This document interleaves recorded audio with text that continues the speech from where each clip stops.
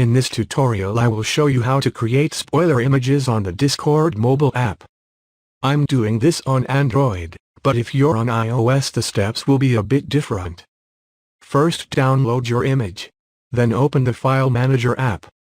Locate the image you downloaded. Then hold down on it. Then select Rename.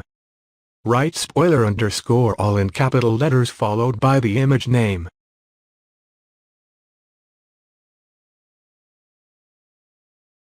It won't work if the image name doesn't start with spoiler.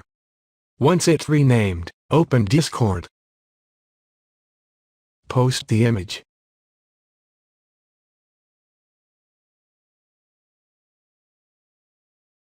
As you can see, that image has been uploaded with a spoiler on it.